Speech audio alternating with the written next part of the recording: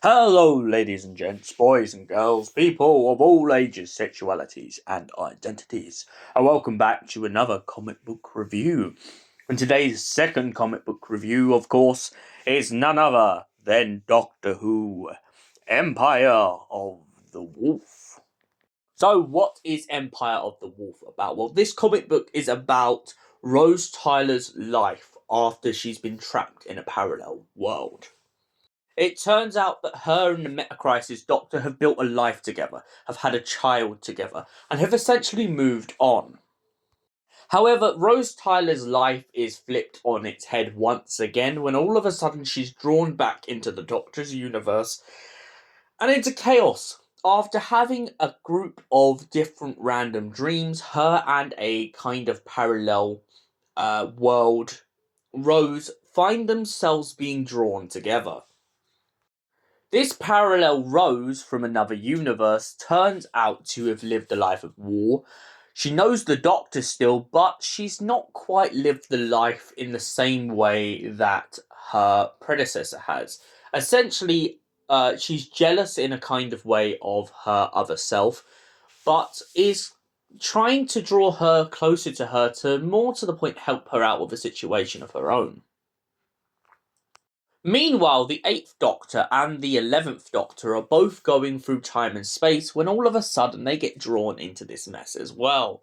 The 8th Doctor begins to walk around London when all of a sudden he sees a cloud of sontarans, goes into the TARDIS, tries to do a couple of readings on his wavelength meter, and suddenly begins to realise that something isn't quite right. He then eventually bumps into Rose Tyler and offers to help get her home. Meanwhile, elsewhere, the 11th Doctor is trying to have a holiday after just recently losing Amy and Rory.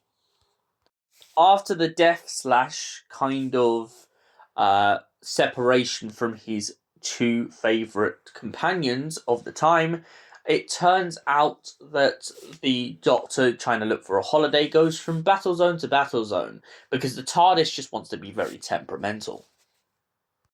The 11th Doctor is then tracked down by a little kind of patrol soldier who essentially tries to convince him that he needs to go and see his friend Rose Tyler. However, the 11th Doctor isn't quite sure how this is possible as he knows that Rose Tyler is in a parallel universe. He agrees to go with him anyway, and that's where this part of Empire of the Wolf ends off. So, what was my thought of Volume 1 of Empire of the Wolf? Well, I think it's a very interesting start. I personally like the idea that they've got one Doctor who has no clue who Rose Tyler is, and another one who knows who she is but has moved on and is kind of just getting on with his life.